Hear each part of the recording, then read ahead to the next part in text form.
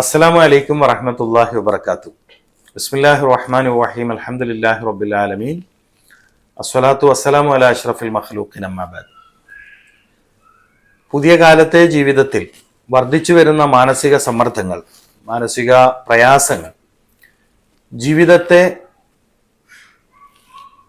സമ്മർദ്ദത്തിലാക്കുന്ന ഒരുപാട് ചോദ്യങ്ങൾ, അതിന് ഉത്തരം കണ്ടെത്താനുള്ള ഒരു ശ്രമമാണ് ഹിക്മ ഹീലിംഗിൽ ഈ എപ്പിസോഡിൽ നമ്മളൊരു പഠനം ആരംഭിക്കുന്നത്. വളരെ വിശാലമായൊരു സബ്ജക്റ്റാണിത്. മനുഷ്യ മനസ്സ്, അതിൻ്റെ നിഗൂഢതകൾ, അതിൻ്റെ താല്പര്യങ്ങൾ, അവിഷയത്തിൽ ഉത്തരം കണ്ടെത്താത്ത ഒരുപാട് ചോദ്യങ്ങൾ, ഇങ്ങനെ കുറേ കാര്യങ്ങളുണ്ട്. ഇവിടെ നബി സല്ലല്ലാഹു അലൈഹി വസല്ലമ തങ്ങളിൽ നിന്നുള്ള പാഠങ്ങളെ ആശ്രയിച്ചുകൊണ്ട് പുതിയ കാലത്തെ മനുഷ്യൻ പ്രയാസപ്പെടുന്ന മാനസിക പ്രശ്നങ്ങൾക്ക് പരിഹാരം കണ്ടെത്തുക എന്ന ഒരു വലിയ പരിശ്രമമാണ് ഞങ്ങളിവിടെ ആരംഭിക്കുന്നത്. അറിവിലൂടെ മുക്തി, അറിവിലൂടെ ക്ഷേമം, അറിവിലൂടെ ഐശ്വര്യം, അറിവിലൂടെ രോഗശാന്തി. ഹിക്മ ഹീലിംഗ് എന്ന് പറയുമ്പോൾ ഞങ്ങളുടെ ചാനൽ ലക്ഷ്യം വെക്കുന്നത് ഈ ഒരു വലിയ ലക്ഷ്യമാണ്. അത് സാധ്യമാക്കുക എന്നതിലേക്കാണ് ഇപ്രാവശ്യത്തെ നമ്മുടെ എപ്പിസോഡ് മുതൽ തുടർന്ന് അങ്ങോട്ടുള്ള പഠനങ്ങൾ ഉദ്ദേശിക്കുന്നത്. പ്രത്യേകിച്ചും ഏറ്റവും പുതിയൊരു വിഷയം എന്ന് പറയുന്നത് വാക്സിനേഷന് ശേഷം നമ്മൾ ഇപ്പോൾ കോവിഡ് ഇഷ്യൂസിന്റെ പേരിൽ വ്യാപകമായി ജനങ്ങൾ സ്വീകരിക്കേണ്ടി വന്ന വാക്സിനേഷന് ശേഷം ഉണ്ടായ പുതിയ സങ്കീർണതകളൊക്കെ നമ്മളൊക്കെ കേട്ടതാണ്. അതിശക്തമായ മാനസിക ദുർബലതയും അകാരണ ഭയവും ചില പ്രത്യേകതരം ഉൾഭയവും മരണഭയവും, അങ്ങനെ വ്യത്യസ്തങ്ങളായ ഭയം പിടികൂടി ജീവിതത്തിന്റെ രസം നഷ്ടപ്പെട്ടു പോകുന്ന പുതിയ തലമുറക്ക് മുന്നിൽ ജീവിതത്തിന്റെ രസത്തെ തിരിച്ചു പിടിക്കാൻ സഹായിക്കുന്ന മനസ്സുഖത്തിന്റെ പാഠങ്ങളാണ് നമ്മൾ ചർച്ച ചെയ്യാൻ പോകുന്നത്. മനസ്സുഖം, അതൊരു പുതിയ പ്രയോഗമാണ്. മനസ്സുഖം, മനസ്സിന്റെ സുഖം. കാരണം മറ്റെന്തൊക്കെ ഉണ്ടെങ്കിലും മനസ്സിനൊരു സുഖമില്ലെങ്കിൽ ജീവിതത്തിൽ രസം ഉണ്ടാവില്ല. നമുക്കൊക്കെ അനുഭവിക്കാൻ പറ്റിയ ഒരു യാഥാർത്ഥ്യമാണിത്. അപ്പോ മനസ്സുമായി റിലേറ്റഡ് ആയിട്ട് നമ്മളൊരു സബ്ജക്റ്റ് ആരംഭിക്കുമ്പോൾ കുട്ടികളുടെ മനസ്സ്, കൗമാരപ്രായത്തിലെ മനസ്സ്, യൗവനത്തിലെ മനസ്സ്, വാർദ്ധക്യത്തിലെ മനസ്സ്, ഇങ്ങനെ വ്യത്യസ്ത രീതിയിൽ നമുക്ക് ഈ മാറ്റർ ചർച്ച ചെയ്ത് കൊണ്ടുപോകേണ്ടി വരും. കുട്ടികളിൽ തന്നെ പഠന വൈകല്യം, സ്വഭാവ വൈകല്യം, അങ്ങനെ ആ വഴിക്കൊരു യാത്ര പോവേണ്ടി വരും. കൗമാര സമയത്ത് ഉണ്ടാകുന്ന ചില വിഷയങ്ങളെ കുറിച്ചുള്ള ചർച്ച ചെയ്യേണ്ടി വരും. അപ്പൊ ഇതൊരു വിശാലമായ സബ്ജക്റ്റാണ്. പക്ഷെ നമ്മൾ പറയുന്ന മനഃശാസ്ത്രം, ഞാനിത് തുടക്കത്തിൽ തന്നെ പറയാൻ ആഗ്രഹിക്കുന്നത്, പൂർണ്ണമായും പൂർവിക ഇസ്ലാമിക മനഃശാസ്ത്ര ഗ്രന്ഥങ്ങളെ ആശ്രയിച്ചു കൊണ്ടുള്ളതാണ്. കാരണം യൂറോപ്യൻ സൈക്കോളജി അല്ലെങ്കിൽ ഭാരതീയ മനഃശാസ്ത്രം, ഇതൊക്കെ നമ്മുടെ സമൂഹത്തിലുള്ള മറ്റു മനഃശാസ്ത്ര ശാഖകളാണ്. പൊതുവെ ഒരു മനഃശാസ്ത്ര വിദ്യാർത്ഥി എന്ന നിലയിൽ, മനഃശാസ്ത്രത്തെ കൗതുകത്തോടെ പഠിക്കാൻ ആഗ്രഹിക്കുന്ന ഒരു വിദ്യാർത്ഥി എന്ന നിലയിൽ മനഃശാസ്ത്ര ശാഖകളെ കുറിച്ച് പഠിക്കാൻ ശ്രമിച്ചപ്പോൾ എനിക്ക് അറിയാൻ പറ്റിയ ചില കാര്യങ്ങൾ കൂടി പറഞ്ഞതാണ്. ഭാരതീയ മനഃശാസ്ത്രം എന്നൊരു പ്രത്യേക ശാസ്ത്രശാഖ ഉണ്ട്. യൂറോസെൻട്രിക് സൈക്കോളജി, യൂറോപ്യൻ മനഃശാസ്ത്രം നമുക്ക് കാണാൻ കഴിയും. സിഗ്മണ്ടും ആർദറും യൂങ്ങും സിഗ്മണ്ട് ഫ്രോയിഡ്, ഇങ്ങനെയുള്ള ആളുകളിലൂടെ സമൂഹത്തിന് കിട്ടിയ മനഃശാസ്ത്ര ശാഖയാണ് നമ്മൾ യൂറോപ്യൻ സൈക്കോളജി പറയുന്നത്. അതേസമയം ഭാരതീയ മനഃശാസ്ത്രം മഹർഷി വര്യന്മാരിലൂടെയും സന്യാസി വര്യന്മാരിലൂടെയും ഉണ്ടായിത്തീർന്ന അല്ലെങ്കിൽ പ്രചാരത്തിൽ വന്ന ഒരു മനഃശാസ്ത്രം. വലിയ പ്രചാരമൊന്നും ഇല്ല ജനങ്ങൾക്കിടയിൽ, അങ്ങനെ ഒരു പ്രയോഗം തന്നെ ചിലപ്പോൾ കേട്ടുകേൾവി പോലും ഉണ്ടാവില്ല. അതേസമയം സ്വാമി നിത്യ ചൈതന്യ യതിയെ പോലുള്ള ഭാരതീയ സമൂഹത്തിന് അഭിമാനിക്കാൻ വകയുള്ള പൂർവികരായ ചില ഗുരുവര്യന്മാര് ഈ വിഷയത്തിലൊക്കെ വലിയ പ്രാഗൽഭ്യം നേടിയവരാണ്. അപ്പൊ നമുക്ക് ചർച്ച ചെയ്യാനുള്ളത് മനസ്സ്. യൂറോപ്യൻ സൈക്കോളജിയിൽ അതൊരു മിത്താണ്, ഒരു സങ്കല്പം മാത്രമാണ്. അതേസമയം നബി സല്ലല്ലാഹു അലൈഹി വസല്ലമ തങ്ങൾ അതിന്റെ യാഥാർത്ഥ്യത്തിലേക്ക് വിരൽ ചൂണ്ടിയിട്ടുണ്ട്. അതിന്റെ യാഥാർത്ഥ്യത്തിലേക്ക് വിരൽ ചൂണ്ടിയിട്ടുണ്ട്. അവിടുന്ന് ഒരു പ്രത്യേക പക്ഷിയോട് ഉപമിച്ചുകൊണ്ട് പറഞ്ഞ ഹദീസിന്റെ വ്യാഖ്യാനങ്ങളിലേക്ക് നമ്മൾ ഒരു യാത്ര ചെയ്യുകയാണെങ്കിൽ, ഒരു അന്വേഷണം നടത്തുകയാണെങ്കിൽ നമുക്കത് കാര്യം മനസ്സിലാവും. അതുപോലെ തന്നെ ഇസ്ലാമിക ശാസ്ത്രലോകത്തെ ചില പണ്ഡിതരായ ഇബ്നു നഫീസ്, യക്കൂബ് ഇബ്നുൽ ഖിന്ദി, അങ്ങനെയുള്ള പൂർവിക ഇമാമിയങ്ങളിലൂടെ ഒരു അന്വേഷണം നടത്തിയാലും നമുക്ക് ഈ കാര്യം മനസ്സിലാക്കിയെടുക്കാൻ പറ്റും. അപ്പൊ ഇതൊരു വിശാലമായ സബ്ജക്റ്റാണ്. നമ്മളിൽ പലരുടെയും ജീവിതത്തിന്റെ രസങ്ങളെ നശിപ്പിച്ച പല പ്രതിസന്ധികളും കടന്നു വന്നിട്ടുണ്ട്. അതേസമയം ഇസ്ലാമിക മനഃശാസ്ത്രത്തിന്റെ പഠനത്തിന്റെ തുടക്കത്തിൽ നമ്മളൊക്കെ പഠിക്കാൻ ശ്രമിച്ച ഇപ്പൊ ആദം നബി അലൈഹിസ്സലാമിന്റെ സ്വർഗസ്ഥ ജീവിതം, സ്വർഗീയ ജീവിതവും പിന്നീടുണ്ടായ ഭൂമിവാസത്തിന്റെ തുടക്കവും ആദം നബി അലൈഹിസ്സലാമിന്റെ പ്രാർത്ഥനാ വചനവും ഇസ്ലാമിക മനഃശാസ്ത്ര പഠനത്തിലെ വളരെ പ്രധാനപ്പെട്ട അധ്യായങ്ങളാണ്. പിന്നീട് ആദം നബി അലൈഹിസ്സലാമിന്റെ മക്കളിൽ ഒരാളിൽ സംഭവിച്ച അസൂയ മനസ്സും അതിനെ തുടർന്നുണ്ടായ കായൽ ഹാബിറ്റും, നശീകരണ മനസ്സും വലിയ പഠന വിഷയമാണ്. അപ്പം ആദം നബി അലിഹിസ്സലാം, അവിടുത്തെ മക്കൾ, ആ മക്കൾക്കിടയിലുണ്ടായ ചില സംഭവ വികാസങ്ങൾ, അതിന്റെ പിന്നിലെ മനസ്സ്, അതായത് അസൂയ മനസ്സ്, പിന്നെ നശീകരണ മനസ്സ്, ഇങ്ങനെ നമുക്ക് ഒരുപാട് കാര്യങ്ങൾ പഠിച്ചെടുക്കാനുണ്ട്. അപ്പൊ മനസ്സുഖത്തിന്റെ സൂത്രവാക്യം അറിയാൻ ശ്രമിക്കുക എന്നുള്ളത് പുതിയ കാലഘട്ടത്തിൽ അനിവാര്യമാണ്, നിർബന്ധമാണ് എന്ന് തന്നെ പറയേണ്ടി വരും. കാരണം അത്രമേൽ വർദ്ധിച്ചു വന്നിട്ടുണ്ട് നമ്മുടെ സമൂഹത്തിൽ മാനസിക സംഘർഷങ്ങൾ. മനോവൈകല്യം ബാധിച്ചവർ, സ്വഭാവ വൈകല്യം ബാധിച്ചവർ ഏതൊക്കെ തരത്തിലാണെന്ന് വെച്ച് കഴിഞ്ഞാൽ, ഇപ്പൊ നമ്മള് സ്വാഭാവിക പെരുമാറ്റത്തിന് വിപരീതമായി ചില ആളുകളിൽ പ്രകടമാകുന്ന പെരുമാറ്റങ്ങളുണ്ട്.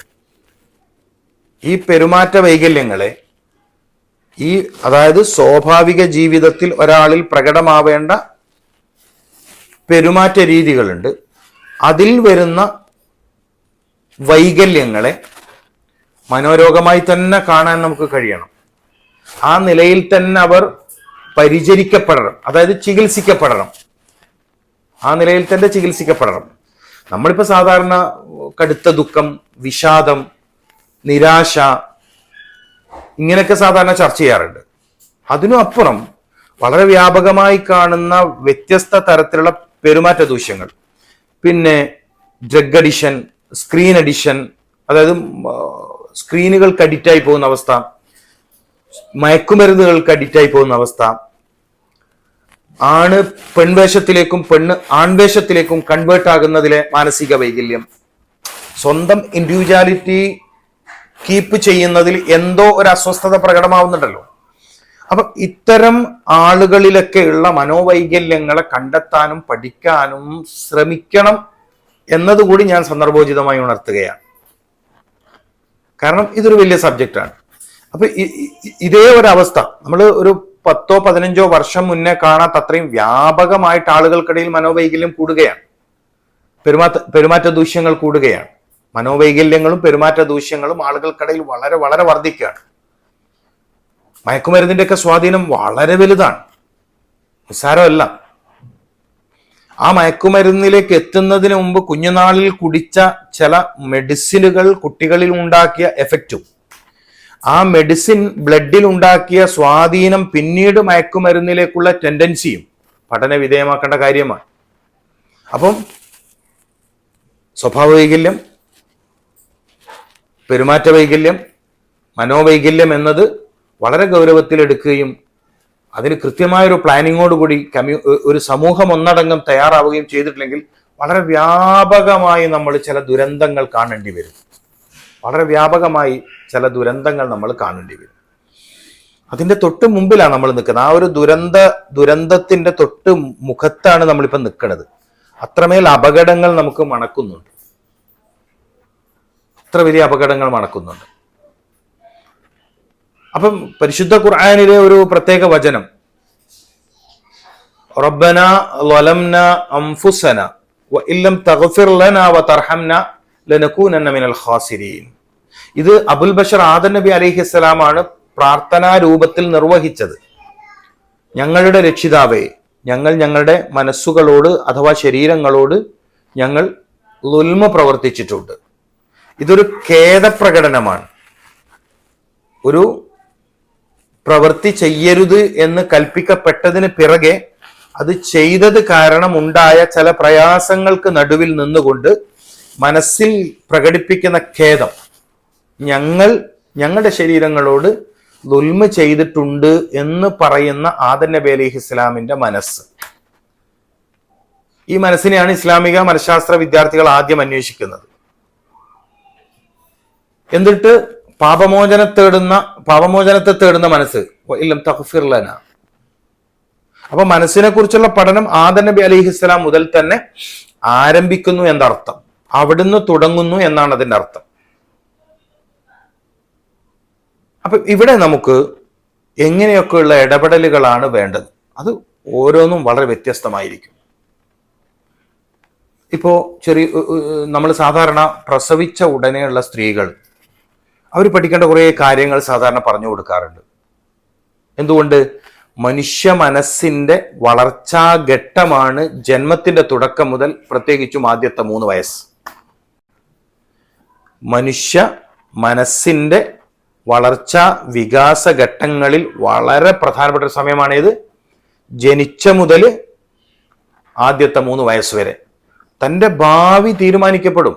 അതായത് താൻ ഭാവിയിൽ എന്ത് മേഖലയിലാണ് അല്ലെങ്കിൽ ഏത് രൂപത്തിലാണ് വർത്തിക്കേണ്ടത് എന്ന് ഒരു മനുഷ്യൻ തീരുമാനിക്കുന്ന പ്രായം ഏർലി ചൈൽഡ്ഹുഡ്, അതായത് ഏറ്റവും കുട്ടിക്കാലത്തിന്റെ തുടക്കം.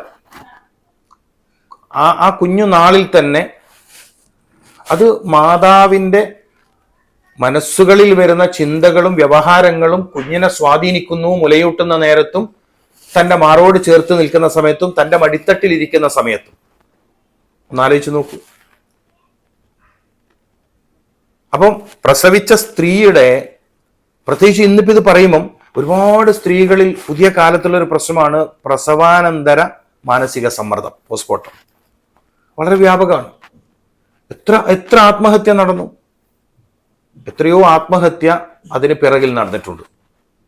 പ്രസവം കഴിഞ്ഞു, ചെറിയ വാവുണ്ട്, ചെറിയ കുഞ്ഞുണ്ട്, പിന്നീട് ഒരു സുപ്രഭാതത്തിൽ കേൾക്കുവാണ് ആ പ്രസവിച്ച സ്ത്രീ കിണറ്റിൽ ചാടി മരിച്ചു, അല്ലെങ്കിൽ മറ്റെന്തോ രീതിയിൽ ആത്മഹത്യ ചെയ്തു. ഈ ഒരു പ്രേരണയും വളരെ വ്യാപകമാണ്. അതിൻ്റെയൊക്കെ പിന്നിൽ ഒരുപാട് കാര്യങ്ങൾ പറയാനുണ്ട്. പക്ഷെ ഞാൻ ഈ ഒരു എപ്പിസോഡിൽ ഞാൻ ആ ഒരു മാറ്ററിലേക്ക് പോണില്ല. ഈ ഒരു എപ്പിസോഡിൽ നമ്മൾ അങ്ങനെ ഒരു മാറ്ററിലേക്ക് പോണില്ല. ഒരുപാട് വിഷയങ്ങളുണ്ട്. കാരണം ഗർഭകാലത്ത് ഉണ്ടാകുന്ന ചില വിഷയങ്ങളും പ്രസവത്തിന്റെ തൊട്ട് മുമ്പ്, അതായത് പ്രസവത്തിന്റെ തൊട്ട് മുമ്പ് അല്ലെങ്കിൽ അന്നത്തെ ദിവസം, ആ ലാസ്റ്റ് ടൈം ഉണ്ടാകുന്ന ചില അവസ്ഥകളും ചില സമീപനങ്ങളും ചില മെഡിസിനുകളും ഇവരിൽ ഉണ്ടാക്കുന്ന മാറ്റങ്ങൾ ഞെട്ടിപ്പിക്കുന്നതാണ്. അപ്പൊ പ്രസവിച്ച സ്ത്രീയുടെ മനസ്സ് സ്വസ്ഥതയിലല്ലെങ്കിൽ അത് കുഞ്ഞിന്റെ മനസ്സിന്റെ സ്വസ്ഥതയെ നഷ്ടപ്പെടുത്തുന്നതായി നമുക്ക് കാണാൻ കഴിയും. അപ്പം ചെറിയ കുഞ്ഞ്, അതായത് പ്രസവിച്ച ഉടനെയുള്ള കുഞ്ഞിന്റെ മനസ്സ്, ആ മനുഷ്യനിൽ മനസ്സിന്റെ ഉത്ഭവവും അതിന്റെ വളർച്ചയും അതിന്റെ വികാസവും തൻ്റെ ഭാവിയുടെ നിർണയം പോലും നടക്കുന്ന ഒരു സമയം എന്ന നിലയിൽ കുഞ്ഞിനോടൊപ്പം കൂടുതൽ സമയം സ്പെൻഡ് ചെയ്യുന്ന അല്ലെങ്കിൽ ചെലവഴിക്കുന്ന മാതാവിന്റെ മനസ്സ് നല്ല സന്തോഷത്തിലായിരിക്കണം, നല്ല സമാധാനത്തിലായിരിക്കണം, ഹാപ്പി ആയിരിക്കണം. അതിനാവശ്യമായ കാര്യങ്ങൾ അവരറിയണം, അവർ പഠിക്കേണ്ടതുണ്ട്. ഇപ്പൊ നമ്മള് കണ്ണൂർ ജില്ലയിലെ തളിപ്പറമ്പില് പ്രസവാനന്തര പരിചരണ കേന്ദ്രമുണ്ട്. എണ്ണതേപ്പും കുളിയും സമൃദ്ധമായ, അതായത് പോഷക സമൃദ്ധമായ ഭക്ഷണം കൊടുക്കലും മാത്രമല്ല ചെയ്യുന്നത്. ഒരു കുഞ്ഞിന്റെ ഭാവി നിർണയിക്കുന്നതിൽ ഉമ്മയുടെ ഇടപെടൽ ഏറ്റവും ശാസ്ത്രീയമാക്കാൻ പറ്റുന്ന രൂപത്തിലുള്ള പ്രത്യേക പ്രീച്ചിങ് തെറാപ്പിയും കൗൺസിലിങ്ങും നമ്മൾ ഈ ഒരു പാക്കേജിന്റെ ഭാഗമായി സെറ്റ് ചെയ്തിട്ടുണ്ട്. എന്തുകൊണ്ടെന്നാൽ പുതിയ കാലത്തെ പ്രസവ പരിചരണത്തിൽ നമ്മളുടെ ചില അനുഭവങ്ങൾ വെച്ചുകൊണ്ട് കേവലം എണ്ണതേപ്പും കുളിയും ഭക്ഷണവും മാത്രം പോരാ എന്ന് മനസ്സിലാക്കിയതിന്റെ അടിസ്ഥാനത്തിലാണ് ഒരു തലമുറയുടെ ഭാവിയെ കൂടി മനോഹരമാക്കാൻ കഴിയുന്ന, ഒരു തലമുറയുടെ ഭാവി മനോഹരമാക്കാൻ കഴിയുന്ന, അല്ലെങ്കിൽ പുതിയ സിറ്റുവേഷനിൽ വളരുന്ന കുട്ടികൾക്ക് ഭീഷണിയാകുന്ന മയക്കുമരുന്ന് മാഫിയ, സെക്സ് മാഫിയ, മറ്റ് വ്യത്യസ്ത തരം മാഫിയകളുടെ കറുത്ത കൈകളിൽ നിന്ന് ഈ പൈതങ്ങൾ, ഈ കുഞ്ഞുമക്കൾ രക്ഷപ്പെടാനുള്ള പാഠങ്ങൾ അമ്മമാർക്ക് ലഭിക്കുകയാണ്. അതെപ്പോ കിട്ടുന്നു? പ്രസവിച്ച് ആ ഫസ്റ്റ് ടൈം തന്നെ കിട്ടുന്നു. അത് കുഞ്ഞിന്റെ ഭാവിക്ക് ഉപകാരപ്പെടുന്നു. മാത്രമല്ല ഇവരുടെ മനസ്സും സ്വസ്ഥത നേടുന്നു, ഇവരുടെ മനസ്സും ശാന്തമാകുന്നു. അപ്പൊ ആ നിലയിലുള്ള പാക്കേജിന്റെ ഭാഗമായി ആ നിലയിലുള്ള ഒരു പഠനം അല്ലെങ്കിൽ ഒരു മൈൻഡ് റീസെറ്റിംഗ് തെറാപ്പി കൂടി നൽകിക്കൊണ്ടാണ് നമ്മുടെ സ്ഥാപനത്തിലെ പ്രസവ പരിചരണ പ്രോഗ്രാമിംഗ് നടക്കുന്നത്, ട്രീറ്റ്മെന്റ് നടക്കുന്നത്. കാരണം പുതിയ കാലത്ത് അത് കൂടി വേണം എന്നുള്ളത് നമുക്ക് നമ്മുടെ ചുറ്റുപാടിൽ നടക്കുന്ന സംഭവ വികാസങ്ങൾ നമ്മെ ബോധ്യപ്പെടുത്തുന്നുണ്ട്. പിന്നെ ഓരോരുത്തരുടെയും മാനസിക പ്രശ്നങ്ങൾ വ്യത്യസ്തമായിരിക്കും. ഓരോരുത്തരുടെയും വ്യത്യസ്ത രൂപത്തിലുള്ള ഓരോ വിഷയത്തിലും ഓരോരുത്തർക്കുമുള്ള അതിൻ്റെ കാഠിന്യം വ്യത്യസ്തമായിരിക്കും. ഓരോ വ്യക്തിയെയും കേന്ദ്രീകരിച്ചുകൊണ്ടാണ് ഇവിടെ ട്രീറ്റ്മെന്റ് തീരുമാനിക്കേണ്ടത്. ഓരോ വ്യക്തിയെയും കേന്ദ്രീകരിച്ചു. ഇപ്പോൾ ഒരു പ്രവാസി, ഞാനിപ്പോൾ യുഎയിലാണ് ഉള്ളത്, എത്രയോ പ്രവാസികളുടെ മാനസിക വിഷയങ്ങളിൽ ഇടപെടാൻ അവസരം കിട്ടുന്നുണ്ട്. എത്രയോ ഫാമിലിയുടെ പ്രശ്നങ്ങളിൽ ഇടപെടാൻ അവസരം കിട്ടും. കാരണം ഇവിടുത്തെ സിറ്റുവേഷൻ തീർത്തും വ്യത്യസ്തമാണ്. തൊഴിൽ മേഖലയിലെ പ്രശ്നങ്ങൾ അവർ അഭിമുഖീകരിക്കേണ്ടി വരും. കുടുംബങ്ങളെ മുഴുവൻ ഒഴിവാക്കി വന്നതിൻ്റെതായ ചില മാനസിക പിരിമുറുക്കങ്ങൾ സ്വാഭാവികമായും അവർ അനുഭവിക്കേണ്ടി വരും. അപ്പൊ തൊഴിലിടങ്ങളിലെ പ്രശ്നം, ഫാമിലിയിൽ നിന്ന് വിട്ടുനിൽക്കേണ്ടി വരുന്നു എന്ന പ്രശ്നം, അതോടൊപ്പം തന്നെ മറ്റ് നിയമപ്രശ്നങ്ങളോട് ചേർന്ന് നിന്ന് പോകേണ്ടി വരുന്നതിൻ്റെ പ്രശ്നം, പിന്നെ ചിലങ്ങളിലൊക്കെ രാവിലെ ഓഫീസിലെത്തേണ്ട യാത്രയുടെ പിരിമുറുക്കം. കാരണം പല റോഡുകളും ആ സമയത്ത് ട്രാഫിക് ജാം ആയിരിക്കും. അപ്പം ഓഫീസിലെത്തുന്നത് ഒരു പ്രത്യേക സമ്മർദ്ദത്തിലായിരിക്കും ഉണ്ടാവുക. തിരിച്ചു വരുമ്പോൾ അങ്ങനെ തന്നെ ഈവനിങ് തിരിച്ചു വരുന്ന സമയത്തും ചില ഏരിയകളിലേക്ക് മണിക്കൂറുകളൊക്കെ ചിലപ്പം നീണ്ടു നിൽക്കുന്ന ട്രാഫിക് ജാം ഉണ്ടാവും. ഈ സമയത്തും ഇവരനുഭവിക്കുന്ന സ്ട്രെസ്സുകൾ, ഇത് പതിവാകുമ്പോൾ, ഇതൊക്കെ സ്ഥിരമാകുമ്പോഴുള്ള പ്രശ്നങ്ങളുണ്ട്. അതുപോലെ തന്നെ ബിസിനസ് മേഖലയിലുള്ളവർക്ക് വരുന്ന ചില സ്ട്രെസ്സുകളുണ്ട്. നമ്മൾ അത്തരം ഇടങ്ങളിലൊക്കെ സ്ട്രെസ് മാനേജ്മെന്റ് പ്രോഗ്രാം പ്രത്യേകമായി ചെയ്യുന്നു. എന്തുകൊണ്ടെന്നാൽ ഈ സ്ട്രെസ് നമ്മുടെ ശരിയായ ചിന്തയെയും ആലോചനയെയും ദീർഘവീക്ഷണത്തെയും നശിപ്പിക്കുന്നുണ്ട്. നമുക്കുള്ള കഴിവിനെ പ്രകടിപ്പിക്കുന്നതിന് അത് തടസ്സമാകുന്നുണ്ട്. ശരിയായ രൂപത്തിൽ നമ്മുടെയൊക്കെ ഉള്ളിലുള്ള കഴിവുകളെ ശരിയായ രൂപത്തിൽ പ്രകടിപ്പിക്കുന്നതിന് അത് തടസ്സമാകുന്നു. അപ്പൊ പ്രവാസ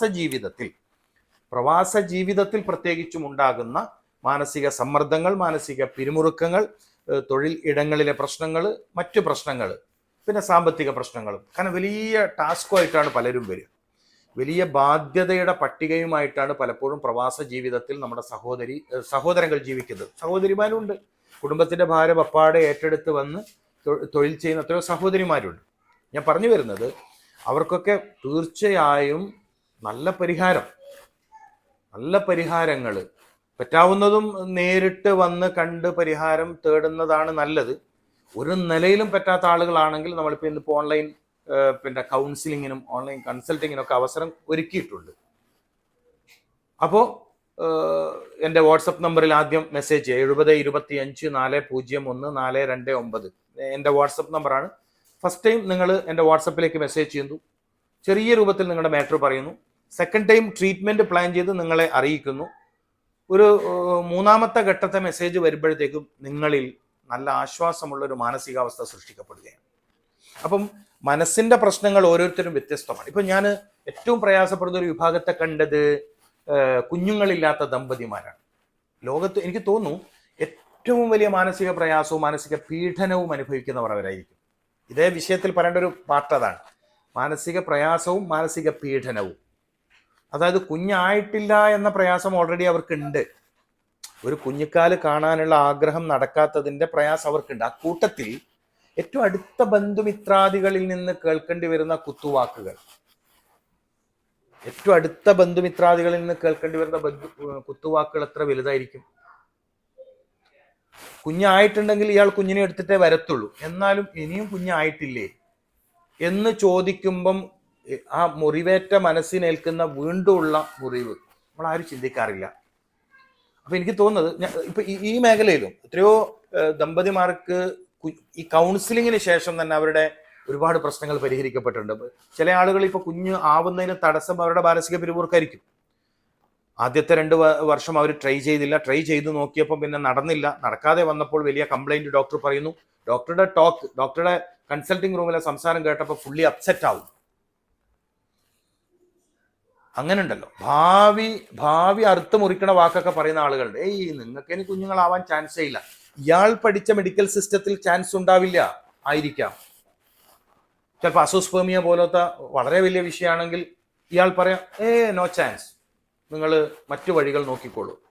എന്നാൽ തന്നെയും ഒരു 10% അല്ലെങ്കിൽ 20% ചാൻസ് ഉള്ളൂ എന്ന് അവരെ ഭാഗം സേഫാക്കിക്കൊണ്ട് പറയുമ്പം ഈ ദമ്പതിമാരിൽ ഉണ്ടാകുന്ന മാനസിക പ്രയാസം വളരെ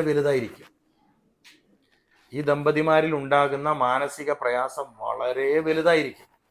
ഇവിടെയും എനിക്ക് തോന്നുന്നത് കുഞ്ഞുങ്ങളൊക്കെ ഇല്ലാതെ പ്രയാസപ്പെടുന്നവർ ഇനിയൊരു ട്രീറ്റ്മെന്റിന് പോകുന്നതിന് മുമ്പ് തീർച്ചയായും കൗൺസിലിങ്ങിന് വരിക, അവരുടെ മൈൻഡ് സെറ്റ് ചെയ്യുക.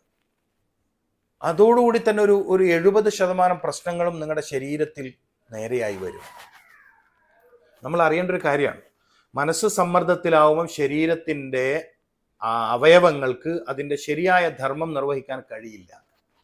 നിങ്ങൾ കേട്ടില്ലേ, വല്ലാണ്ട് പേടിക്കുമ്പോൾ ചില ആൾ വല്ലാണ്ട് പേടിച്ചാൽ തൊണ്ട വറ്റി വരളുന്നു. അപ്പോൾ ഈ ഉമനീർ സലൈവറി ഗ്ലാൻഡിന് എന്താ സംഭവിക്കണത്? പിന്നെ ഡയബറ്റിക്, പ്രമേഹ രോഗികൾ അനുഭവിക്കുന്ന മാനസിക സമ്മർദ്ദം, സൈക്കോ ഡയബറ്റോളജി. നമ്മൾ എല്ലാ പ്രമേഹ രോഗികളോടും പ്രത്യേകം പറയാൻ ആഗ്രഹിക്കുന്ന ഒരു കാര്യമുണ്ട്. നിങ്ങൾ വളരെ സീരിയസ് ആയി വളരെ പ്രഗത്ഭരായ ഡയബറ്റോളജിസ്റ്റിനെ കാണുന്നു, മരുന്ന് കുടിക്കൽ തുടരുന്നതല്ലാതെ നിങ്ങളിൽ പ്രമേഹാനന്തര പോസ്റ്റ് ഡയബറ്റിക് ഇഷ്യൂസ് വന്നു എന്നല്ലാതെ നിങ്ങൾക്ക് ആകെ ഉണ്ടായ പുരോഗതി എന്താ? പ്രമേഹാനന്തര പ്രശ്നങ്ങൾ നിങ്ങൾ അലട്ടാൻ തുടങ്ങി. കണ്ണിന്റെ കാഴ്ചക്കുറവോ, ഡയബറ്റിക് റെറ്റിനോപ്പതിയോ, അല്ലെങ്കിൽ പാദഭാഗത്തേക്കുള്ള സർക്കുലേഷൻ പ്രോബ്ലമോ, ഡയബറ്റിക് ന്യൂറോയോ, ഇങ്ങനെ ഡയബറ്റിക് നെഫ്രോയോ, നിങ്ങളിൽ പ്രശ്നങ്ങൾ ഉണ്ടായി എന്നതല്ലാതെ എന്തു മാറ്റം ഉണ്ടായത്? എല്ലാ പ്രമേഹ രോഗികളും നിർബന്ധമായും കൗൺസിലിങ്ങിന് വിധേയമാവണം. ഈ കൗൺസിലിങ്ങിന് വിധേയമാവുന്നതിലൂടെ അവരുടെ മനസ്സിനൊരു ശാന്തത വരാനുണ്ട്. അത് പാൻക്രിയാസിനെ സ്വാധീനിക്കുന്നുണ്ട്. സെൽഫ് ഇൻസുലിൻ പ്രൊഡക്ഷന് നിങ്ങളത് സഹായിക്കും. പ്രത്യേകിച്ചും ഇസ്ലാമിക വൈദ്യശാസ്ത്ര വീക്ഷണ പ്രകാരം ഒരവയവവും പൂർണ്ണമായി ഡെഡാവില്ല. ഒരവയവത്തിൻ്റെയും കഴിവ് പൂർണ്ണമായി നശിക്കുന്നില്ല. ഇത് വേറെ വലിയൊരു വിഷയമാണ്. ഞാനൊരു സബ്ജക്ട് ഒന്ന് തുടങ്ങി വെച്ചെന്നേ ഉള്ളൂ.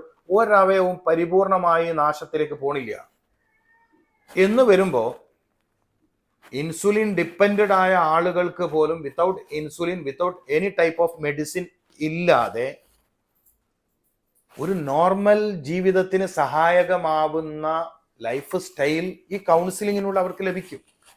ആദ്യം അവർക്ക് മനസ്സിനൊരു സ്വസ്ഥത വരും, മനസ്സിനൊരു ധൈര്യം വരും, ഒരു കോൺഫിഡൻസ് വരും. ജീവിക്കാൻ പറ്റും, എനിക്ക് ഈ അവസ്ഥയെ മറികടക്കാൻ പറ്റും എന്നൊരു ധൈര്യം അവരിൽ വരും. പിന്നെ മികച്ച അറിവ് അവർക്ക് ലഭിക്കും. നിസ്സാര കാര്യമല്ല, മികച്ച അറിവ് അവർക്ക് ലഭിക്കുകയാണ്. പല പേടികളും ഞാൻ പലപ്പോഴും പേടിയുടെ അടിസ്ഥാന കാരണം അറിവില്ലായ്മയാണ്. നിങ്ങൾ കോവിഡ് കാലത്ത് കണ്ടില്ലേ നാട്ടിൽ നടന്ന കോമഡികൾ?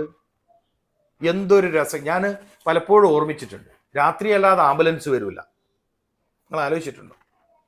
രാത്രി അല്ലാതെ ആംബുലൻസ് വരില്ല. ആ ലൈറ്റൊക്കെ ഫുൾ മൾട്ടി കളർ ലൈറ്റൊക്കെ ഇട്ട് അതിശക്തമായ ശബ്ദത്തിൽ അലാറം മുഴക്കി. റോഡിൽ ഒരു വാഹനമില്ല, പിന്നെന്തിനാ അലാറം മുഴക്കണത്? റോഡിൽ വാഹനം വളരെ കുറവാണ്, ജനങ്ങളില്ല, പിന്നെന്തിനാ ഇത്രയും സൈറൺ മുഴക്കുന്ന? ആരെ ഭയപ്പെടുത്താനായിരുന്നു? ഏറ്റവും വലിയ ഭയപ്പെടുത്തൽ മാർക്കറ്റിംഗ് നടന്ന ഒരു കാലമായിരുന്നു അത്. എന്നിട്ട് അവസാനം പിന്നീട് വന്ന പത്ര റിപ്പോർട്ടുകൾ, പിന്നീട് ഗവൺമെന്റ് ഏരിയകളിൽ നിന്ന് വന്ന റിപ്പോർട്ടുകൾ, കോടതിയുടെ റിപ്പോർട്ടുകൾ, നമ്മളൊക്കെ എന്തായി? 2 കൊല്ലം ശശിയായി എന്ന് പറയും ഞങ്ങളുടെയൊക്കെ നാട്ടിൽ. ശശിയല്ല, ശശിയേട്ടനായി എന്ന് പറയുന്നതായിരിക്കും നന്നാവുക. നിങ്ങൾ ശരിക്കും ആലോചിക്കുക. ഇതിപ്പോ ഞാൻ പറയേണ്ടതില്ല, നമ്മളുടെ ഓരോരുത്തരുടെയും അറിവിൽ ഈ വിഷയമുണ്ട്. നമ്മുടെ ഭയപ്പെടുത്തൽ ഏറ്റവും സജീവമായി അന്ന് നടന്ന എന്തായിരുന്നു? ഭയപ്പെടുത്തൽ. ആ ഒരൊറ്റ കാരണം കൊണ്ട് എത്ര ആളുകൾക്ക് ഹാർട്ട് അറ്റാക്ക് സംഭവിച്ചു. ഗൾഫിൽ നിന്നൊക്കെ വന്ന ആളുകൾ എങ്ങനെയൊക്കെയാ വീട്ടിന്റെ മട്ടുപ്പാവിലേക്ക് കയറിയെന്നറിയാവോ? വീട്ടിന്റെ ഉള്ളിൽ കയറ്റിയില്ല. വീട്ടിന്റെ ഉള്ളിൽ കയറ്റാതെ പുറത്ത് വീടിന്റെ പുറമേ നിന്ന് പ്രത്യേക ഏണി വെച്ച് പഞ്ചായത്ത് അധികൃതരൊക്കെ ദൂരെ നിന്ന് നോക്കി ക്യാമറയിൽ പകർത്തി മുകളിൽ കയറ്റി. പിന്നെ ഇയാൾ ഈ യാത്രാക്ഷീണവും യാത്രയുടെ വിഷമവും കഴിഞ്ഞ് വന്നാൽ കുടുംബത്തിലെത്തിയെന്നൊന്നും സന്തോഷിക്കാൻ പറ്റില്ല. നിശ്ചിത ദിവസങ്ങളോളം ഇയാൾ മുകളിൽ നിൽക്കണം, ഒറ്റക്ക് നിൽക്കണം. ഇപ്പൊ പുതിയ ഇഷ്യൂസ് പലർക്കും എന്തോ ആരൊക്കെ ബാക്കിൽ വരുന്നു, മുന്നിൽ വരുന്നു, കൊല്ലാൻ ആരോ വരുന്നു എന്നൊരു ഒരു ഒരു ഭയപ്പെടുത്തുന്ന ചിന്ത ഇപ്പം അടുത്ത് വളരെ വ്യാപകമായി നമ്മൾ പരസ്പരം കേൾക്കാൻ തുടങ്ങി. പ്രത്യേകിച്ചും വാക്സിൻ എടുത്തവർ. അപ്പം ഭയപ്പെടുത്തൽ വളരെ വ്യാപകമായി നടക്കുന്നു. അറിവില്ലായ്മ ആ ഭയത്തിന് നമ്മെ കീഴ്പ്പെടുത്തുന്നു. ഞാൻ അതിൻ്റെ ഒരു ഉദാഹരണം പറഞ്ഞതാ. അല്ലാതെ കോവിഡ് എന്നുള്ളത് നമ്മളൊക്കെ ഒരു കോമഡി ആയിട്ട് കാണുന്ന ഒരു കാര്യമാണ്. കോവിഡ് കാലം, കോവിഡ് ഇഷ്യൂ എന്നുള്ളത് കോമഡി ആയിരുന്നു. പക്ഷെ ആ കോമഡി സാമൂഹിക ജീവിതത്തെ എന്താക്കിയിട്ടുണ്ട്? നിശ്ചലമാക്കിയിട്ടുണ്ട്. മറ്റു കോമഡികൾ ജനങ്ങളെ ചിരിപ്പിക്കുക ചെയ്യുക. മറ്റെല്ലാ കോമഡികളും കൊമേഡിയൻസും എന്താ ചെയ്യുക? ജനങ്ങളെ ചിരിപ്പിക്കുക. ഇത് ചിരിക്കാൻ മറന്നുപോയി. മുഖം വരണ്ടുണങ്ങിപ്പോയി, മസിലുകൾ വലിഞ്ഞു മുറുകിപ്പോയി. ആര് പരസ്പരം കണ്ടാൽ തൊണാണ്ടായി, തൊട്ടാൽ തന്നെ പ്രശ്നമായി. എനിക്കറിയുന്ന ഒരു ഫാമിലിയിലെ ഒരു കുട്ടി കടയിൽ നിന്ന് ജോലി കഴിഞ്ഞ് വന്ന പിതാവുമായി തെറ്റി. 13 വയസ്സുള്ള കുട്ടി. എത്ര കൈ കഴുകിയാലും കുട്ടി പറയും ആയിട്ടില്ല. സാനിറ്റൈസർ വീണ്ടും ഉപയോഗിക്കും, വീണ്ടും വാഷ്. കുട്ടിക്ക് മാനസികമായി. കഴുകി വെളുപ്പിക്കൂ. പരസ്യങ്ങൾ നിരന്തരം. മൊബൈൽ ഫോണിൽ വന്ന റിംഗ് ട്യൂൺ എന്തായിരുന്നു? അപ്പം ഞാൻ പറഞ്ഞു വരുന്നത്, അറിവില്ലായ്മ വിറ്റ് കാശാക്കിയിട്ട് ഈ അറിവില്ലായ്മയിലൂടെ ജനങ്ങളെ ഭയപ്പെടുത്തി. അറിവില്ലായ്മ കാരണം നമ്മളും ഭയത്തിലായി. ഭയം നമ്മുടെ പ്രതിരോധ സംവിധാനത്തെ താറുമാറാക്കി. പ്രതിരോധ സംവിധാനം താറുമാറാവുമ്പോൾ ശരീരത്തിന് എന്തൊക്കെ അവസ്ഥകൾ വരാം? അപ്പൊ പറഞ്ഞു വന്നത്, അറിവില്ലായ്മയാണ് ഒരളവ് വരെ ഭയം എന്ന വികാരത്തിന് നമ്മളെ കീഴ്പ്പെടുത്തുന്നത്. ഞാൻ സാധാരണ ചില പേടികളൊക്കെ പറയുന്ന ആളോട്, എപ്പോഴാ പേടി തുടങ്ങിയത്? അത് അന്ന് ഒരു ദിവസം അതുവഴി വരുമ്പോൾ ഒരു പാമ്പിനെ കണ്ടു. അപ്പൊ ഞാൻ ചോദിക്കും, എത്ര ദിവസമായി നിങ്ങൾ ആ വഴി വരാൻ? 10-20 കൊല്ലമായിട്ട് ആ വഴിക്ക് തന്നെയാണ് വരുന്നത്. എത്ര പ്രാവശ്യം പാമ്പിനെ കണ്ടു? ഒറ്റത്തവണ. അപ്പൊ 20 കൊല്ലം കാണാത്തതിന് നിങ്ങൾ എന്താ ഓർമ്മിക്കാത്തത്? 20 കൊല്ലം ഒരു വഴിയിലൂടെ വരുന്നു, ഒരൊറ്റത്തവണ മാത്രം പാമ്പിനെ കാണുന്നു. ആ 20 കൊല്ലത്തിലെ ഒരു ദിവസം ഒഴിച്ച് ബാക്കിയുള്ള 19 വർഷം, 19 വർഷമല്ല, 19 വർഷം പിന്നീടുള്ള അതിന്റെ മുക്കാഭാഗവും ഇത്രയും തവണ കാണാത്ത ഒരു വിഷയത്തെ ഓർക്കാതെ ഒരു തവണ കണ്ട അനുഭവത്തെ മാത്രം നിങ്ങൾ എന്തിനു ഓർക്കുന്നു? ഇതാണ് നമ്മുടെയൊക്കെ ഒരു അവസ്ഥ. അപ്പം അറിവില്ലായ്മയിൽ നിന്ന് ഭയം ജനിക്കുന്നുണ്ട്. ശരിയായ അറിവിനെ മാറ്റി നിർത്തിയാലും ജനങ്ങളിൽ ഭയം ജനിപ്പിക്കാൻ പറ്റും. ഓക്കെ, അപ്പൊ ഞാൻ ഇന്ന് ഇടയിൽ എൻ്റെ വിഷയം കുറച്ച് അങ്ങോട്ട് പോയതാണ്. അപ്പൊ പൊതുവെ ജനങ്ങളുടെ മാനസിക പ്രശ്നങ്ങൾ വ്യത്യസ്തമാണ്. ഓരോരുത്തരുടെയും പ്രായം, ഓരോരുത്തരുടെയും തൊഴിൽ. ഇപ്പൊ സ്ത്രീകളുടെ മാനസിക പ്രശ്നം പുരുഷനുമായിട്ട് സമാനമല്ല. പെൺകുട്ടികളുടെ മാനസിക പ്രശ്നം സ്ത്രീയുമായിട്ട് സമാനമൊന്നും ആയിരിക്കില്ല. പഠിക്കുന്ന ആളുടെ പ്രശ്നം പഠിപ്പിക്കുന്ന ആളുടെ മാനസിക പ്രശ്നമായിട്ട് സമാനമല്ല. അപ്പം ഓരോരുത്തരുടെയും മനസ്സിന്റെ പ്രശ്നം തീർത്തും വ്യത്യസ്തമാണ്. ആ നിലയിൽ തന്നെയുള്ള ഇടപെടലുകളാണ് സ്വാഭാവികമായും നമ്മൾ നടത്തി വരാറുള്ളത്.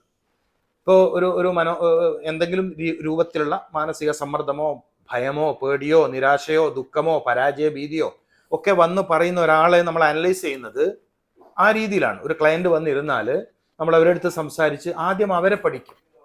അവരുടെ പ്രായം, അവർ ജനിച്ചു വളർന്ന സിറ്റുവേഷൻ, അവരുടെ അറിവ്, എല്ലാ തരത്തിലുള്ള അറിവ് നോക്കും.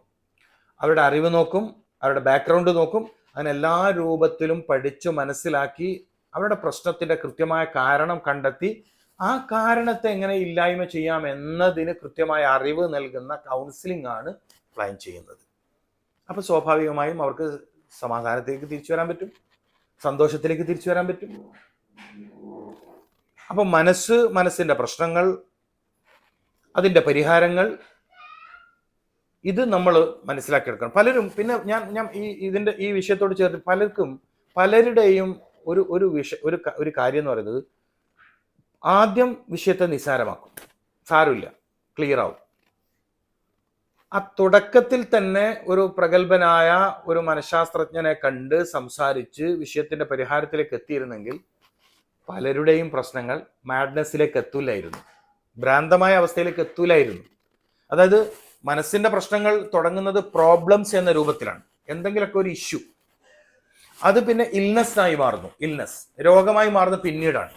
അപ്പം എല്ലാവരിലും ഈ വിഷയം തുടങ്ങുന്നത് ജസ്റ്റ് എ പ്രോബ്ലംസ് എന്നുള്ള ആൾക്കാണ്. ഒരു ഇഷ്യൂ, അത് സാമ്പത്തികമാകാം, ശാരീരിക രോഗമാവാം, ഫാമിലി, അതായത് പിന്നെ വൈഫ് ഹസ്ബൻഡ് തമ്മിലുള്ള സ്വരച്ചേർച്ച കുറവാവാം, അപ്പൊ പരസ്പരം മനസ്സിലാക്കാത്തതായിരിക്കും. അപ്പം ആ പ്രോബ്ലംസിൽ നിൽക്കുമ്പോൾ തന്നെ അതിന് പരിഹാരം കണ്ടെത്താൻ ശ്രമിച്ചിരുന്നെങ്കിൽ ഇൽനെസ് എന്ന അവസ്ഥയിലേക്ക് പോവില്ല, രോഗമായി തീരില്ല. രോഗമായി തുടങ്ങിയിട്ടും അത് ശക്തി പ്രാപിക്കുന്നത് വരെ അതിന്റെ ശരിയായ ട്രീറ്റ്മെന്റ് എടുക്കാതെ അപ്പൊ അത് മാഡ്നസിലേക്ക്, ഭ്രാന്തമായ അവസ്ഥയിലേക്ക് പോകുന്നു, 3-ാം ഘട്ടത്തിലേക്ക് പോകുന്നു. അപ്പൊ നമ്മൾ എത്ര ചെറിയ വിഷയമാണെങ്കിലും അപ്പൊ തന്നെ പരിഹരിക്കാൻ ശ്രമിക്കുന്നതാണ് നല്ലത്. സ്വയം പരിഹരിക്കുന്നതിന് പകരം നമ്മൾ എന്താ ചെയ്യേണ്ടത്?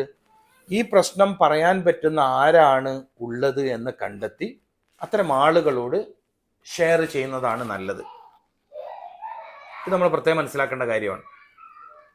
പിന്നെ കുട്ടികളിൽ കാണുന്ന പ്രശ്നങ്ങളും അങ്ങനെ പേരൻസ് ശ്രദ്ധിക്കേണ്ടത് കുട്ടികളിൽ കാണുന്ന പ്രശ്നങ്ങൾ നമ്മൾ ചിലപ്പോൾ നമുക്കതിനെ കെയർ ചെയ്യാനോ അതിനെ സോൾവ് ചെയ്യാനോ ഉള്ള അറിവുണ്ടായിന്ന് വരില്ല. അപ്പൊ അങ്ങനെയുള്ള അറിവുള്ളവരെ കണ്ടെത്തിയിട്ട് അത് പരിഹരിക്കണം. ഞാൻ നേരത്തെ പ്രവാസ ജീവിതത്തിൽ പറഞ്ഞ പോലെ തന്നെ ഗൾഫ് രാജ്യങ്ങളിലെ കുട്ടികളിൽ ഒരുപാട് പ്രശ്നങ്ങൾ കണ്ടുവരാറുണ്ട്. ഒന്നാമത് അവരുടെ ഫ്ലാറ്റ് ലൈഫ്, പലപ്പോഴും അതൊരു വലിയ വിഷയമായി തീരാറുണ്ട്. ഫ്ലാറ്റ് ലൈഫ്, ഒറ്റപ്പെട്ട ജീവിതം, കൂടെ കളിക്കാൻ ആളില്ലാത്ത അവസ്ഥ, കുറേയൊക്കെ ഇപ്പം മാറ്റം വന്നിട്ടുണ്ട്. പാർക്കുകളും മറ്റൊക്കെ എൻജോയ് ചെയ്യാൻ പോകുന്നതുകൊണ്ട് കുറേ മാറ്റം വന്നിട്ടുണ്ട്. എന്നാൽ പോലും വലിയൊരളവിൽ പ്രവാസ ജീവിതത്തിലെ പല ഫാമിലികളിലെ കുട്ടികളിലും പഠനപരമായ പ്രശ്നങ്ങളും പ്രത്യേകിച്ച് സ്വഭാവപരമായ പ്രശ്നങ്ങൾ വളരെ വ്യാപകമാണ്. പിന്നെ മാത്രമല്ല, ഇത് പറയുമ്പോൾ തന്നെ ചേർത്തി പറയേണ്ടത്, നമ്മളിപ്പോൾ കൂടുതലായി കാണുന്ന മറ്റൊരു പ്രശ്നമാണ് അക്രമവാസനയുള്ള കുട്ടികൾ, ഒന്നിലും സ്ഥിരമായി നിൽക്കാത്ത കുട്ടികൾ. വെറും 21 ദിവസത്തെ ട്രീറ്റ്മെന്റിലൂടെ നമുക്കത് പരിഹരിക്കാം. കുട്ടിനെ എല്ലാ ട്രീറ്റ്മെന്റ് ചെയ്യുന്നത്, കുട്ടിക്ക് ഒരു ട്രീറ്റ്മെന്റിന് വിധേയനാകുന്നതായി മനസ്സിലാവത്തൊന്നുമില്ല. പേരൻസ് ആണ് പിന്നെ കൗൺസിലിങ്ങിന് വരേണ്ടത്. കാരണം ഒരു 12 വയസ്സിന് താഴെയുള്ള കുട്ടികളിലൊന്നും ഒരു കൗൺസിലിംഗ് ആവശ്യമുണ്ട്, അല്ലെ 10 വയസ്സിന് താഴെയുള്ള കുട്ടികളിലൊന്നും ഒരു കൗൺസിലിംഗ് ആവശ്യമുണ്ടെന്ന് എനിക്ക് തോന്നിയിട്ടില്ല. അവിടെ പേരൻസ് ചില പ്രത്യേക കാര്യങ്ങൾ പഠിച്ച് കുട്ടികളുമായി സ്പെൻഡ് ചെയ്യുന്ന സമയത്ത് ആ ഒരു സമീപനം സ്വീകരിച്ചാൽ തന്നെ വലിയൊരളവിൽ കുട്ടികളുടെ പ്രശ്നങ്ങൾ പരിഹരിച്ചു കിട്ടും. അപ്പൊ നമ്മൾ പ്രവാസ ജീവിതത്തിൽ പല കുടുംബങ്ങളിലുമുള്ള ഒരു വലിയ പ്രയാസം പറയാറുള്ളത് കുട്ടികളിലെ പെരുമാറ്റ വൈകല്യങ്ങൾ. ഈ പെരുമാറ്റ വൈകല്യങ്ങൾ നമുക്ക് കൃത്യമായി പരിഹരിക്കാൻ കഴിയും. അപ്പോൾ അവിടെ ഒരുപക്ഷെ കുട്ടികളെ കാണേണ്ടത് പോലും ഇല്ല. ഏറ്റവും വലിയ സംഭവം എന്ന് വെച്ചാൽ കുട്ടികളെ കൂട്ടിയിട്ടൊന്നും വരേണ്ടതില്ല. പേരൻസ് വരുന്നു, സംസാരിക്കുന്നു, കാര്യങ്ങൾ കൃത്യമായി ചോദിച്ചറിയുന്നു, കൃത്യമായി പ്ലാൻ ചെയ്യുന്ന ചില കാര്യങ്ങൾ വീട്ടിൽ വെച്ച് തന്നെ നടപ്പിൽ വരുന്നതോടുകൂടി കുട്ടി പെർഫെക്റ്റ് ആവും. മനസ്സിലാക്കണം.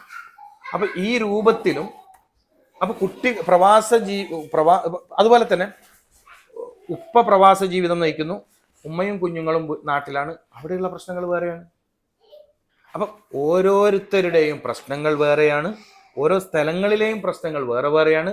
എല്ലാത്തിനും വെവ്വേറെ തന്നെ പരിഹാരങ്ങൾ ഉണ്ട്. അത് കണ്ടെത്താൻ നമ്മൾ ശ്രമിക്കണം. തുടക്കത്തിൽ തന്നെ പരിഹാരത്തിലേക്ക് പോവേണ്ടതുണ്ട്. പുതിയ കാലത്തെ മറ്റൊരു വലിയ പ്രശ്നമാണ് മാരേജ് ലൈഫിലെ പ്രശ്നങ്ങൾ. വളരെ വ്യാപകമാണ്. ഞാൻ ചില ദമ്പതിമാരോടൊക്കെ ചോദിക്കാം, നിങ്ങൾ ഈ തല്ല് കൂടാൻ വേണ്ടി മാത്രമാണോ നാട്ടുകാർക്ക് ചോറും കൊടുത്തിട്ട് പന്തൽ കെട്ടി കല്യാണം ഉണ്ടാക്കിയെന്ന് ചോദിക്കുന്നത്. എങ്ങനെ? ചില ആളുകൾ കല്യാണം കഴിച്ച് 3 മാസം വരെ ഓക്കെയാണ്, പിന്നെ തുടങ്ങിയ തല്ലാണ് ഇതുവരെ തീർന്നിട്ടില്ല എന്നാ പറയാ. അപ്പൊ ഞാൻ അവരോട് ചോദിക്കുന്ന ചോദ്യമാണ്, നാട്ടുകാർക്ക് ഇത്രയും ആയിരക്കണക്കിന് നാട്ടുകാർക്ക് ഭക്ഷണവും കൊടുത്ത് ലക്ഷക്കണക്കിന് രൂപ ചെലവഴിച്ച് പന്തലും കെട്ടി തല്ലു കൂടാൻ വേണ്ടിയാണോ നിങ്ങൾ ഒരുമിച്ചത് എന്ന് ഞാൻ ദമ്പതിമാരോട് ചോദിക്കാറുണ്ട്. അപ്പൊ ദാമ്പത്യ ജീവിതത്തിലെ പ്രശ്നങ്ങൾ എങ്ങനെയാണ് പരിഹരിക്കേണ്ടത് എന്നറിയാത്തത് കൊണ്ടും തൻ്റെ ജീവിത പങ്കാളിയെ എങ്ങനെയൊക്കെ മനസ്സിലാക്കണം, എങ്ങനെയൊക്കെ ട്രീറ്റ് ചെയ്യണം, എങ്ങനെയൊക്കെ ഇടപഴകണം എന്ന അറിവില്ലായ്മ കൊണ്ടും വരുന്ന വലിയ അബദ്ധമാണ്. പറയുമ്പോൾ ഇവർ എഡ്യൂക്കേറ്റഡ് ആണ്, ക്വാളിഫൈഡ് ആണ്, നല്ല രണ്ടുപേരും ചിലപ്പോൾ ജോലിയുള്ളവരായിരിക്കും. പക്ഷെ ഇവർക്കിടയിൽ ഈഗോ ആക്റ്റീവ് ആവുമ്പോൾ ഉണ്ടാകുന്ന പ്രശ്നങ്ങൾ പിന്നെ ആർക്കും പരിഹരിക്കാൻ പറ്റില്ല. ഒന്നാമത് ഇവർ ആരോടും ഇത് ഷെയർ ചെയ്യില്ല.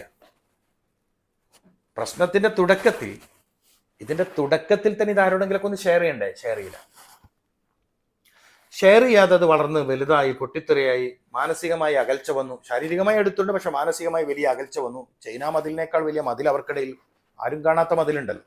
മതിൽ കണ്ടാലല്ലേ വലുപ്പം തിരിയുള്ളൂ. കാണാത്തത് കൊണ്ട് തന്നെ ഇതിന്റെ വലുപ്പം ആകാശത്തോളം വലുതാണ് എന്ന് തിരിച്ചറിയാനും പറ്റാണ്ടായി.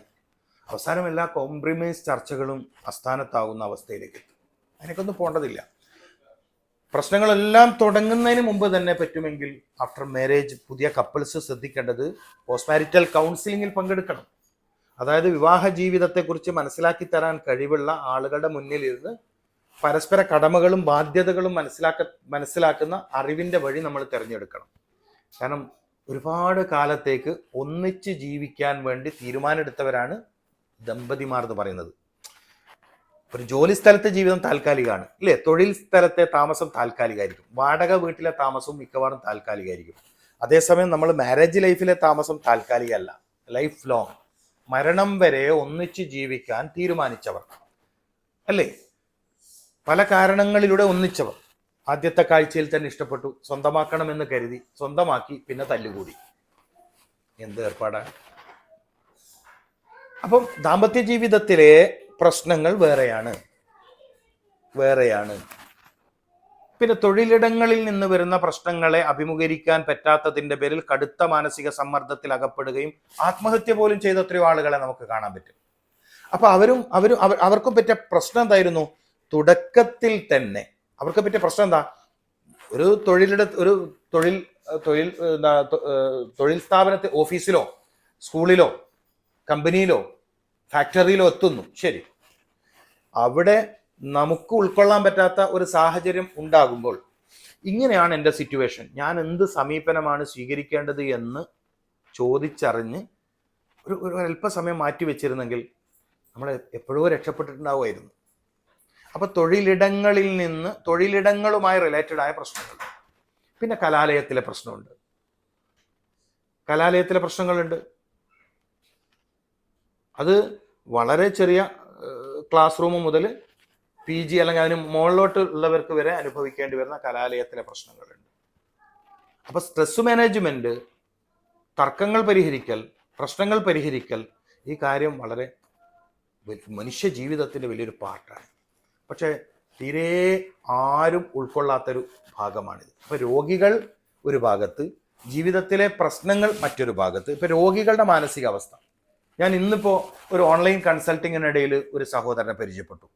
ഇന്ന് വളരെ പരിതാപകരമാണ് അദ്ദേഹത്തിന്റെ അവസ്ഥ. വർഷങ്ങൾക്ക് മുമ്പ് ഒരു പ്രത്യേക രോഗാവസ്ഥ വന്നു. പ്രവാസിയായിരിക്കുമ്പോഴാണ് ആ രോഗാവസ്ഥ വന്നത്. അവസാനം ഇപ്പോൾ ഒറ്റപ്പെട്ടു പോയി. കാരണം കൂടെ നിൽക്കേണ്ടവരൊക്കെ മാറി നിൽക്കുവാണ്. അപ്പൊ ഇങ്ങനൊരു രോഗാവസ്ഥയിലുള്ള ഒരു വ്യക്തിയെ ചേർത്ത് പിടിച്ച് പരിചരിക്കേണ്ടതിനെ കുറിച്ച് കുടുംബക്കാർക്ക് അറിയില്ല. ഈ വ്യക്തിയാണെങ്കിൽ രോഗത്തെക്കുറിച്ചുള്ള ടെൻഷൻ ഒരു ഭാഗത്ത്, കുടുംബം അകന്നതിന്റെ മറ്റൊരു ടെൻഷൻ വേറൊരു ഭാഗത്ത്. ഇത്തരം ഒരു സന്ദർഭത്തിൽ എങ്ങനെയാണ് മുന്നോട്ട് പോവേണ്ടത് എന്ന അറിവ് കിട്ടിയിട്ടില്ലെങ്കിൽ കൂടുതൽ ദുരിതത്തിലേക്ക് എത്തും. അപ്പോൾ ഞാൻ പറഞ്ഞു വരുന്നത്, ഓരോരുത്തരുടെയും ജീവിതാനുഭവങ്ങളിൽ നിന്നുണ്ടാകുന്ന പ്രതിസന്ധികൾ, പ്രയാസങ്ങൾ, ദുഃഖങ്ങൾ, ദുരിതങ്ങൾ, ഇതിനെ നമുക്ക് ഏത് രൂപത്തിലുള്ളതാണെങ്കിലും പരിഹരിക്കാൻ പോംവഴികളുണ്ട്, പരിഹാര വഴികളുണ്ട്. അത് കൃത്യമായി നിങ്ങൾ എന്താക്കുക, അതിൻ്റെ പരിഹാരം കണ്ടെത്താൻ ശ്രമിക്കുക. എൻ്റെ പ്രശ്നത്തിന് പരിഹാരമുണ്ട് എന്ന് ആദ്യം തീരുമാനിക്കണം, എന്ന് ചിന്തിച്ച് തുടങ്ങണം. എന്നിട്ട് അതിൻ്റെ ശരിയായ പരിഹാര വഴി അന്വേഷിച്ച് കണ്ടെത്തണം. തീർച്ചയായും സന്തോഷമുള്ള ഒരു ജീവിതം നിങ്ങളെ തേടി വരും. ഇന്നലെ വരെ ദുഃഖമായിരുന്നു, അത് നമുക്ക് മറക്കാം. നാളെ മുതൽ ഏത് പ്രശ്നത്തിൻ്റെ നടുവിലും സന്തോഷം കണ്ടെത്താനുള്ള വഴികളുണ്ട്. ജീവിതം എന്ന് പറഞ്ഞാൽ പ്രശ്നങ്ങളാണ്. നമ്മൾ മനസ്സിലാക്കേണ്ടത്, ജീവിതം എന്ന് പറയുന്നത് പ്രശ്നങ്ങളെ അഭിമുഖീകരിക്കലാണ്. അല്ലാതെ പ്രശ്നങ്ങളില്ലാതെ ഒരാൾ, അതിന് ജീവിതം എന്നല്ല പറയാം. നിരന്തരം പ്രശ്നങ്ങളെ കണ്ടുമുട്ടുന്ന ഒരവസ്ഥക്കാ ജീവിതം എന്ന് പറയുന്നത്. ഇപ്പം നമ്മൾ ജനിച്ചു വീണപ്പോൾ നമ്മൾ നേരിട്ടൊരു പ്രശ്നം എന്തായിരുന്നു? നമുക്ക് നടക്കാൻ ഒക്കൂ. നമ്മൾ കിടത്തിയല്ലേ? ഒന്ന് കമിയാൻ പറ്റുമോ നമുക്ക്? ഇല്ലല്ലോ. നമ്മൾ അങ്ങനെ ഒരു പ്രശ്നത്തെ അഭിമുഖീകരിച്ചിട്ടുണ്ടായിരുന്നു. നമുക്ക് ചവക്കാൻ പറ്റുമായിരുന്നോ? പല്ലുണ്ടായിരുന്നോ? നമ്മൾ എത്രയോ ആളുകളുടെ സഹായത്തോടു കൂടിയല്ലേ കുറെ കാലം ജീവിച്ചത്. പിന്നീട് കൈ വളർന്നു, കാല് വളർന്നു, പിച്ചവെക്കാൻ തുടങ്ങി, നടക്കാൻ തുടങ്ങി, ഓടാൻ തുടങ്ങി. എത്ര വേഗത്തിൽ നമ്മൾ പിന്നീട് ഓടി. അപ്പൊ നമ്മൾ പലതിനെയും മറികടന്നിട്ടുണ്ട്, പല വിഷയത്തെയും നമ്മൾ മറികടന്നിട്ടുണ്ട്, പലതിനെയും നമ്മൾ എന്താക്കിയിട്ടുണ്ട്, ഓവർടേക്ക് ചെയ്തിട്ടുണ്ട്.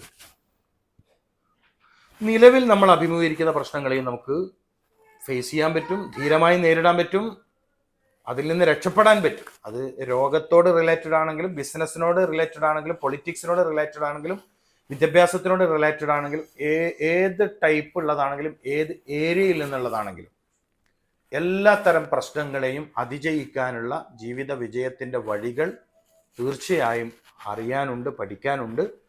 അള്ളാഹു അനുഗ്രഹിക്കട്ടെ. അസ്സലാമു അലൈക്കും വറഹ്മത്തുള്ളാഹി വബറകാതുഹു.